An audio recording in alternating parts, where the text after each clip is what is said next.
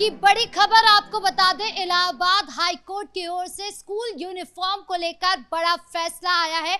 आपको बता दें कि 11वीं की मुस्लिम छात्रा की ओर से ये कहा गया था, एक याचिका डाली गई थी हाई कोर्ट के अंदर कि उन्हें स्कूल यूनिफॉर्म के साथ साथ हिजाब पहनने दिया जाना चाहिए, लेकिन दूसरी तरफ हाई कोर्ट की ओर से उनकी याचिका को खारिज कर दिया गया है। साथ ही कई सारे तर्क दिए गए हैं कि क्यों ये याचिका खारिज की गई है, तो क्या कुछ कहा गया है कोर्ट की ओर से और क्या कुछ था, पूरा बवाल बताएंगे आपको। मेरे साथ मौजूद है मेरे सहयोगी हर्षी। सर, सबसे पहले बात करें इस पूरे मामले की शुरुआत कहां से होती है और इसका बवाल कहां तक पहुंचता है? देखिए, आपको याद होगा कि कर्नाटक में किस तरीके से हिजाब को लेकर विवाद हुआ था। हालांकि केरल के अंदर भी हमने हिजाब को लेकर काफी विवाद देखा और वहां पर किस तरीके से जब कोर्ट के अंदर मामला गया तो ये कहा गया कि नहीं, स्कूलों में आप हिजाब नहीं पहन सकते क्योंकि स्कूलों में एक कोड होता है, स्कूल ड्रेस होती है और उसी को आपको पहनना होगा।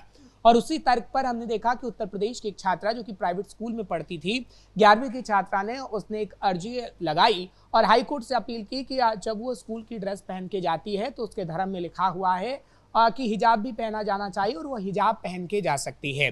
हालांकि जब कोर्ट में इस मामले को लेकर सुनवाई हुई तो कई तर्क वितर्क दिए गए और कोर्ट की तरफ से साफ कहा गया कि इस्लाम धर्म में हिजाब को लेकर कोई ऐसी अनिवार्यता नहीं है और जो कोड किया गया वो कर्नाटक और केरल के केस को लेकर किया गया कि वहाँ के केस में भी इस तरीके से तर्क वितर्क हुए थे और जब उसकी प्रैक्टिकल तौर पर उसे देखा गया या फिर उसकी थ्योरी पढ़ी गई तो कहीं ना कहीं ये निकलकर सामने आया कि हिजाब अनिवार्य रूप से ज़रूरी नहीं होता है। क्योंकि देखिए, अगर किसी भी धर्म का आपको पालन करना है तो कहीं ना कहीं आपके धर्मशास्त्र क्या कहते हैं उस मामले में वो कहीं ना कहीं जानना ज़रूरी होता है और इस बाबत पूरा तर्क वितर्क इलाहाबाद हाई कोर्ट के अंदर भी हुआ है और खुद जज ने टिप्पणी की है। तो आप ये कह सकते हैं कि हिजाब को लेकर एक बात तो क्लियर हो गई है कि उत्तर प्रदेश के अंदर स्कूलों में कोई हिजाब पहन के नहीं जा सकेगा। और हाई कोर्ट ने इतना ही नहीं कहा, हाई कोर्ट ये भी कह रहा है कि जो ऐसी याचिकाएं आती हैं उसमें कहीं ना कहीं आपको ये देखना होगा कि आपका धर्म क्या कहता है, उसके आधार पर ही आप इस याचिका को लेकर आए। लेकिन मुस्लिम पक्ष की ओर से तो ये कहा जा रहा है ना कि एक तरफ तो हम स्कूल के अंदर देखते हैं कि कुछ बच्चे होते हैं वो सर पर अपने पगड़ी पहन सकते हैं, कलावा हाथ पे पहनते हैं जब हिंदू बच्चे होते हैं।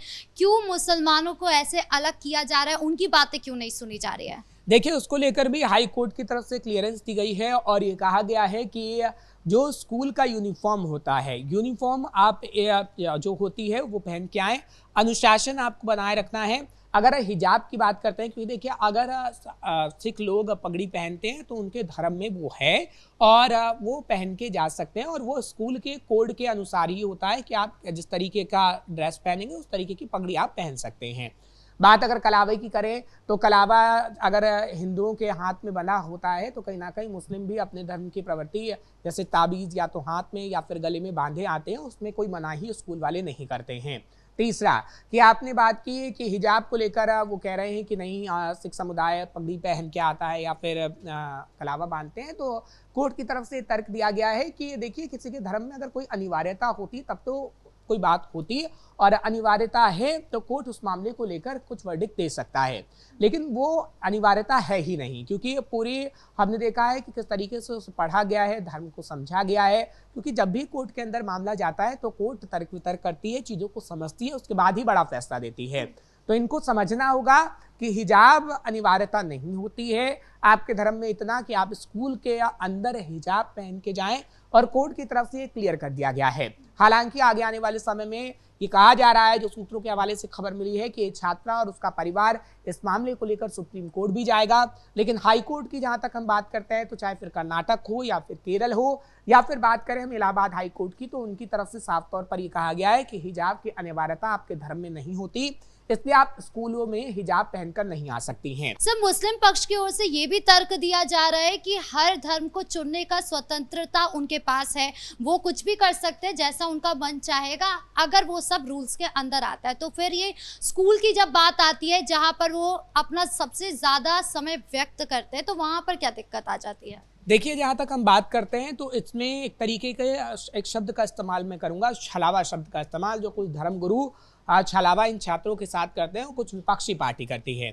अब देखिए, दो एग्जांपल मैं आपको दूंगा यहाँ पर, क्योंकि देखिए अगर मौलानाओं की बात करें, जैसे मौलाना रशीदी हैं, मौलाना मदनी हैं, तमाम ऐसे मौलाना हैं, जो कट्टरपंथ की बात करते हैं और कट्टरपंथता को ज़्यादा बढ़ावा देते हैं, जबकि इस्लाम जो कहता है, इस्लाम ना तो किसी को मारने के लिए कहता है, ना इस्लाम इतने हिजाब की अनिवार्यता स्कूलों में कहता है। तो इस्लाम धर्म को जिसने समझा है वो कहीं ना कहीं समझता है कि ना तो इस्लाम धर्म नफरत सिखाता है, ना इस्लाम धर्म जिहाद सिखाता है। इस्लाम धर्म प्यार की भाषा को समझाता है, सिखाता है। लेकिन इन मौलानाओं ने, धर्म के ठेकेदारों ने लोगों को ये समझाने का काम किया कि इस्लाम में जिहाद है, इस्लाम में हिजाब है और इस्लाम में न जाने क्या क्या है। दूसरा, क्योंकि देखिए धर्मगुरु का मैंने एग्जाम्पल दिया, लेकिन अब विपक्षी पार्टी का भी हम एग्जाम्पल देते हैं, क्योंकि अभी राहुल गांधी की पुणे में जो आपने तस्वीर देखी उसमें वो कह रहे थे कि तमाम बाधाओं को पार कर लेना चाहिए युवतियों को, जो उनके साथ लड़कियां थीं।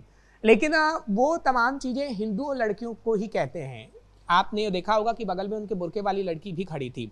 चाहते तो वो उनको भी कह सकते थे कि आपको अगर बुर्के से तकलीफ हो रही है तो आप बुर्का उतार सकती हैं। अगर आपको कोई ऐसी तकलीफ है तो आप अपने धर्म को लेकर भी या अपनी चीज़ों को लेकर भी आवाज़ उठा सकती हैं। लेकिन वो तमाम चीज़ें वो हिंदुओं लड़कियों के लिए होगी, लेकिन मुसलमानों के लिए नहीं, क्योंकि उनका वोट बैंक मुसलमानों से जुड़ा हुआ है।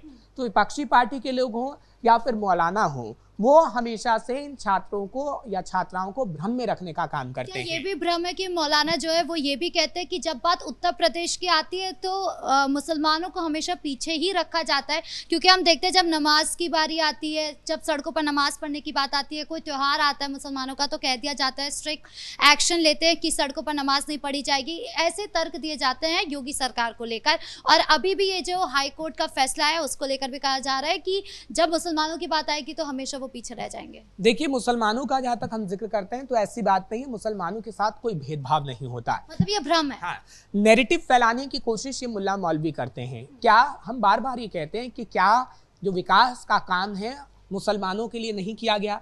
3 तलाक का मुद्दा आप देखिए किस तरीके से मोदी सरकार में उठाया गया, किस तरीके से अभी बिजली, पानी, सड़क अगर हिंदुओं के मोहल्ले में बनती है तो मुसलमानों के मोहल्ले में भी सड़क बनती है, बिजली उन्हें मिलती है।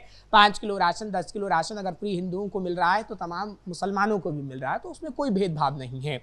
ये मुल्ला मौलवी भेदभाव करने की कोशिश करते हैं। आपने देखा कि जब 2024 में लोकसभा चुनाव था तो किस तरीके से पसमानदा मुसलमानों से मोदी की मुलाकात हो या फिर तमाम धर्मगुरुओं से मुलाकात हुई थी और अच्छी बातचीत हुई थी। योगी आदित्यनाथ की अगर हम बात करते हैं तो ऐसा नहीं है कि योगी आदित्यनाथ धर्मगुरुओं के लिए बोलते हैं या फिर मुसलमानों के लिए बोलते हैं, वो कट्टरपंथियों के लिए बोलते हैं।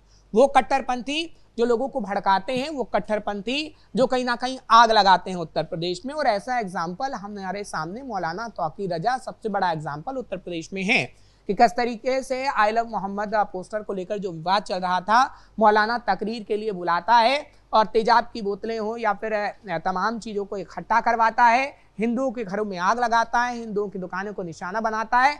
तो इस कट्टरपंथ से योगी आदित्यनाथ को दिक्कत है। ऐसे कट्टरपंथियों से योगी आदित्यनाथ को दिक्कत है। योगी आदित्यनाथ को ना तो मुसलमानों से दिक्कत है, ना किसी और धर्म के लोगों को दिक्कत है, क्योंकि वो बराबरी का विकास भी करते हैं और बात भी कहते हैं, चाहे फिर छात्रों छात्राओं को लेकर भी। लेकिन इन कट्टरपंथियों से उन्हें हमेशा से दिक्कत रहेगी। वो इसलिए क्योंकि वो उत्तर प्रदेश को नीचे धकेलना चाहते हैं, कभी वो विकसित उसको नहीं बनने देना चाहते हैं। दूसरा कि योगी आदित्यनाथ की तरफ से हमेशा हमने देखा है कि कैसे अखिलेश यादव को या फिर राहुल गांधी को जवाब दिया जाता रहा है, क्योंकि अखिलेश यादव जब भी 10 साल पहले का एक वीडियो उनका अभी भी बड़ी तेजी से वायरल हो रहा है, जब वो कहते थे कि नहीं, हमने सबसे ज़्यादा मुसलमान बच्चियों को लैपटॉप बांटे हैं या फिर हमने मुसलमान बच्चों के लिए ये काम किए हैं।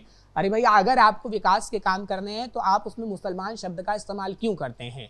महिला आरक्षण की बात आई, महिला आरक्षण बिल को लेकर आपने देखा कि संसद में किस तरीके से गतिरोध हुआ, अवरोध पैदा हुआ और उसमें भी अखिलेश यादव ने मुसलमान जोड़ दिया। देखिए, अगर महिला है तो महिला ही है, ना तो मुसलमान है ना हिंदू है, सबसे पहले वो एक महिला है। और उस महिला के लिए अगर आप आवाज़ उठाते तो बेहतर होता और महिला आरक्षण का आप समर्थन करते तो बेहतर होता, लेकिन आपने उसमें मुसलमान जोड़ने का काम किया।